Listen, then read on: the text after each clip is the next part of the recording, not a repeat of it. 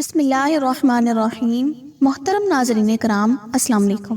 ایک نئی ویڈیو اور نئے ٹاپک کے ساتھ حاضر خدمت ہوں۔ آج کی ویڈیو میں ایک بہت خوبصورت واقعہ پیش کروں گی جو آخرت کی تیاری کے حوالے سے ہے، یعنی ہمیں دنیا میں رہتے ہوئے دنیا کی نہیں بلکہ آخرت کی فکر کرنی چاہیے، جو حقیقت میں صحیح فکر ہے۔ اس فکر کے بغیر ہمارا ایمان مکمل نہیں ہوتا۔ تو آئیے چلتے ہیں خوبصورت واقعہ کی طرف۔ خلیفہ عبد المالک بن مروان بیت اللہ کا طواف کر رہا تھا۔ اس کی نظر ایک نوجوان پر پڑی جس کا چہرہ بہت پروکار تھا، مگر وہ لباس سے مسکین لگ رہا تھا۔ خلیفہ عبد المالک نے پوچھا، یہ نوجوان کون ہے؟ تو اسے بتایا گیا کہ اس نوجوان کا نام سالم ہے اور یہ سیدنا عبداللہ بن عمر رضی اللہ تعالیٰ عنہ کا بیٹا اور سیدنا عمر بن خطاب رضی اللہ تعالیٰ عنہ کا پوتا ہے۔ خلیفہ عبد المالک کو دھچکا لگا اور اس نے اس نوجوان کو بلا بھیجا۔ خلیفہ عبد المالک نے پوچھا کہ بیٹا، میں تمہارے دادا سیدنا عمر فاروق رضی اللہ تعالیٰ عنہ کا بڑا مداح ہوں۔ مجھے تمہاری یہ حالت دیکھ کر بڑا دکھ ہوا ہے۔ مجھے خوشی ہوگی اگر میں تمہارے کچھ کام آ سکوں۔ تم اپنی ضرورت بیان کرو، جو مانگو گے تمہیں دیا جائے گا۔ نوجوان نے جواب دیا، اے امیر المؤمنین، میں اس وقت اللہ کے گھر بیت اللہ میں ہوں اور مجھے شرم آتی ہے کہ اللہ کے گھر میں بیٹھ کر کسی اور سے کچھ مانگوں۔ خلیفہ عبد المالک نے اس کے پرمتانت چہرے پر نظر دوڑائی اور خاموش ہو گیا۔ خلیفہ نے اپنے غلام سے کہا کہ یہ نوجوان جیسے ہی عبادت سے فارغ ہو کر بیت اللہ سے باہر آئے اسے میرے پاس لے آنا۔ سالم بن عبداللہ بن عمر رضی اللہ تعالیٰ عنہ جیسے ہی فارغ ہو کر